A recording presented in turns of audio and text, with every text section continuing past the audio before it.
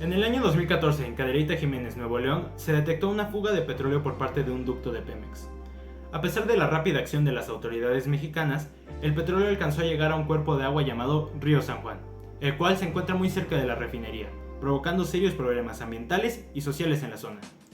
De acuerdo al periódico Expansión, fueron 4,000 barriles de petróleo los que fueron derramados en el río San Juan. Las autoridades mexicanas trataron de separar el petróleo del agua mediante el uso de skimmers, que son tubos flotantes que se encuentran en la superficie del agua. Lamentablemente, el suceso llegó a perjudicar a la población que habitaba en la zona, ya que el agua que permanece del río San Juan era utilizada para actividades agrícolas y ganaderas de la zona. Y obviamente también llegó a perjudicar al ecosistema de la zona, ya que los animales que habitaban y se alimentaban gracias al río murieron. A un año de este suceso, Pemex ya había podido recuperar el crudo del agua. Sin embargo, de acuerdo con la CADAC, Ciudadanos en Apoyo a los Derechos Humanos, el agua de la zona generó muchísima desconfianza entre los habitantes, debido a que nunca se hizo un estudio sobre la calidad del agua que en ella presentaba, lo que podría generar un riesgo para la salud de todos y todas. En base a esto, nosotros nos planteamos cómo podríamos mitigar los efectos de la contaminación del río San Juan en Cadereyta, Nuevo León, producidos por un derrame de petróleo por parte del ducto de Pemex en el año 2014. Se conoce como hidrocarburo al compuesto el cual su forma molecular se basa en átomos de carbono enlazados con átomos de hidrógeno. Estas cadenas de átomos pueden ser abiertas, cerradas, lineales o ramificadas. Pueden encontrarse en estado líquido natural, como lo es el petróleo, líquido por condensación, en estado gaseoso y en estado sólido, en forma de hielo como son los hidratos de metano. Algunas de las propiedades físicas son el punto de ebullición, que comúnmente aumentan a medida que el tamaño aumenta. Su insolubilidad en el agua, debido a que son sustancias apolares. Su resistencia al flujo. Los hidrocarburos de alta viscosidad fluyen con dificultad, mientras que aquellos con baja viscosidad son altamente móviles. Su punto de fluidez, que es la temperatura por debajo de la cual el hidrocarburo no fluye. Si la temperatura del ambiente está por debajo del punto de fluidez, el hidrocarburo se comportará esencialmente como un sólido. La densidad del petróleo es más liviano que el agua. Su peso específico es influenciado por factores físicos y la composición química del crudo. Por último, la tensión superficial del petróleo que contenga gas disuelto es extremadamente baja, y las bajas tensiones superficiales tienden a disminuir los efectos de la fuerza capilar en el desplazamiento petróleo crudo en medios porosos mediante gases a alta presión. Cabe resaltar que los hidrocarburos son buenos combustibles porque sus enlaces covalentes almacenan una gran cantidad de energía que se libera cuando se queman las moléculas, y estas se utilizan para los medios de transporte, para la industria y en generadores eléctricos. Una molécula de agua, también conocida como el H2O, cuenta con dos átomos de hidrógeno y un átomo de oxígeno.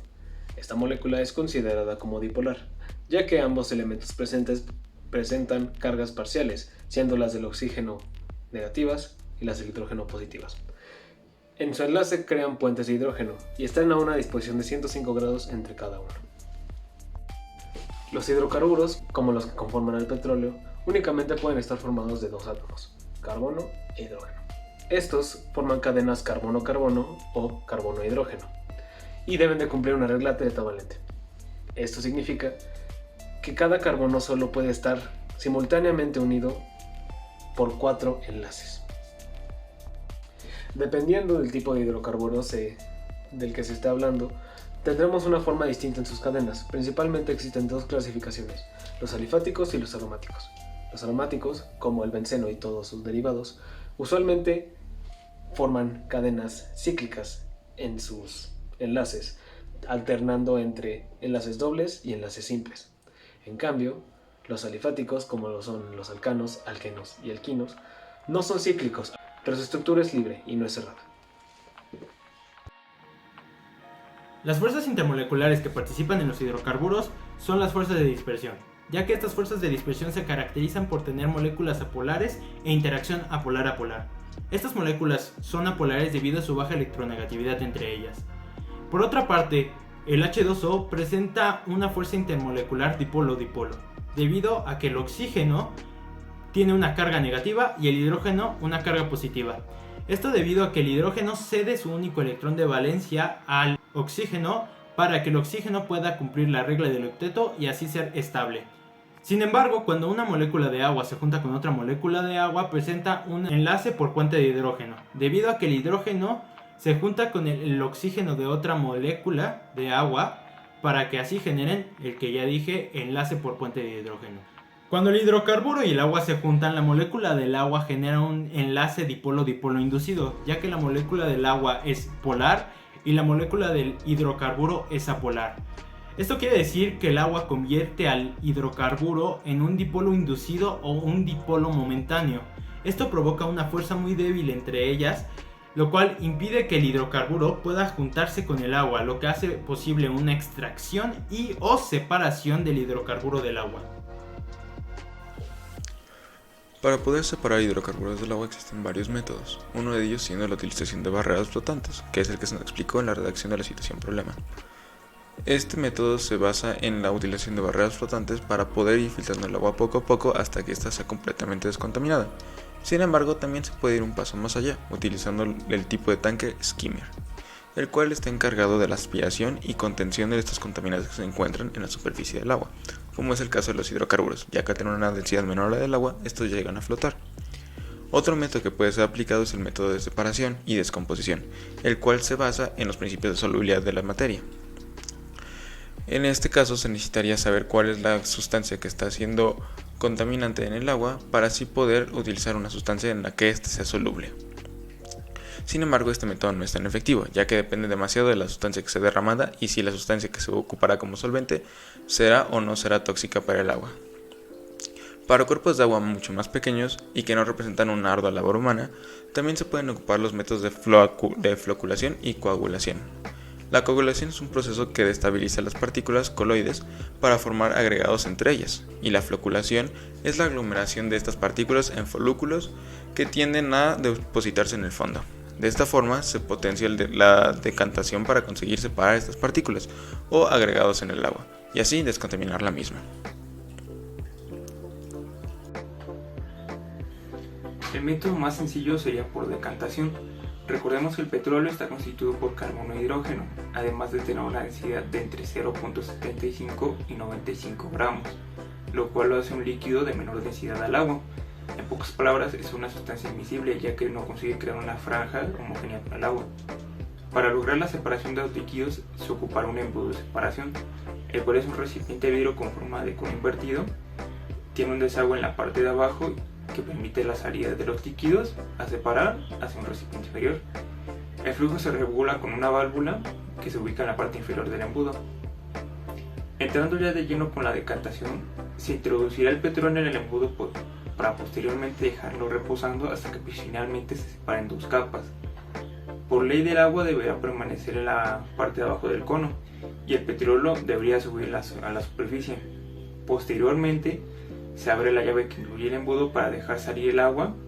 Para no contaminar los componentes de la mezcla de separarlos, no es conveniente aprovechar ni el final del primer líquido ni el comienzo del segundo.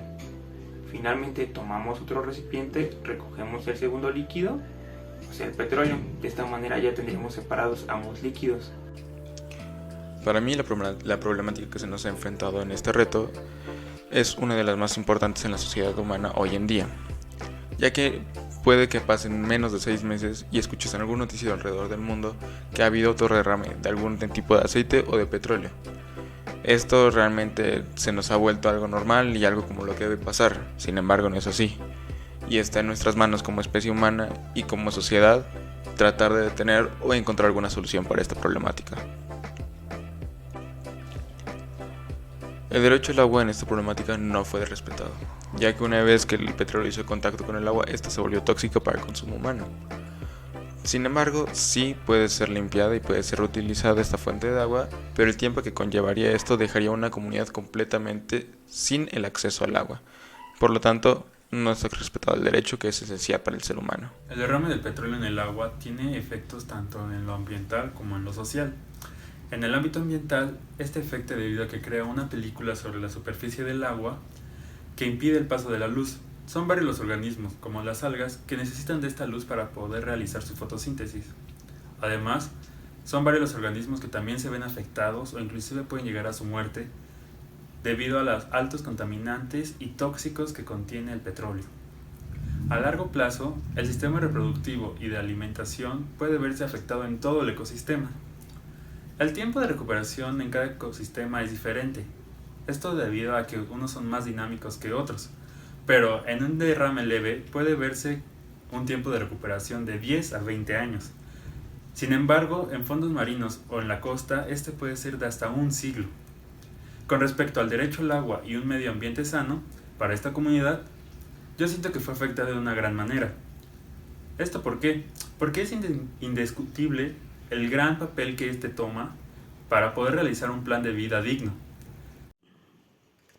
En conclusión, creo que es muy importante buscar alternativas a los hidrocarburos debido a que si llega a pasar un accidente similar al de Cadereyta Jiménez o aún mayor, puede asumir un gran riesgo al medio ambiente y a la comunidad.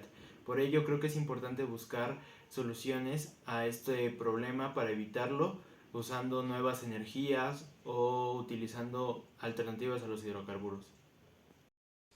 Aunque es importante tener planes que nos ayuden a mitigar y eliminar las situaciones en caso de emergencia, es igual de importante tener un protocolo que nos permita prevenir estas situaciones. Esto no solo para aminorar la carga de trabajo o aminorar los efectos en un siguiente accidente, sino que estamos garantizando el acceso de la gente al agua limpia y que no se verá afectado por algún tipo de accidente que la planta pueda sufrir. Considero que no se respetó ninguno de los dos derechos porque de un día para otro las personas que habitaban cerca de ahí dejaron de tener acceso al agua potable. Y pues pasa lo mismo con el medio ambiente, ya que sabemos que el petróleo es bastante contaminante y tóxico, a tal grado que causa la pérdida de la biodiversidad. No cabe duda que los daños que se ocasionaron por los derrames son irreparables o por lo menos necesitan de bastante tiempo para ser revertidos, por lo que el agua y la biodiversidad que habitaban en ese ecosistema se perdieron. Eso nos lleva a la conclusión de que debemos de hacer algo, un cambio pronto para evitar más problemas de este tipo. Mi conclusión personal, puedo decir que esta situación es terrible. No se respeta el agua, no se respeta el ambiente, no se respeta el aire, porque recordemos que habíamos dicho que este problema no solamente afecta al agua, sino que cuando se evapora el petróleo, este se lava al aire, por lo que contaminamos ambas zonas. El derrame de petróleo es algo que nunca hemos sabido controlar y no parece que no haya avance en esto, por lo que mientras no se controle, no se pueda hacer algo mejor por este manejo de petróleo o sustancias químicas tóxicas en general, vamos a seguir teniendo las mismas problemáticas y la misma contaminación en todo el tiempo.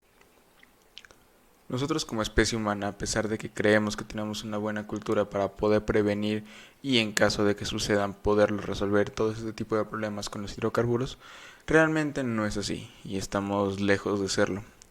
Sin embargo, eso no significa que sea imposible y que exista un futuro más verde para nosotros como especie humana. Si bien sí es necesario poder tener un plan de contingencia, es todavía más necesario poder tener planes de prevención para que nunca se tengan que utilizar los planes de contingencia. Debemos solucionar estas situaciones rápidamente, pues afectan al ecosistema y a la población cercana, además de que incumple los derechos al agua y al ambiente sano. El agua es un recurso vital para la supervivencia y es lamentable que la comunidad de Cadereyta sufriera la situación sin el respaldo y la rápida acción de las autoridades correspondientes.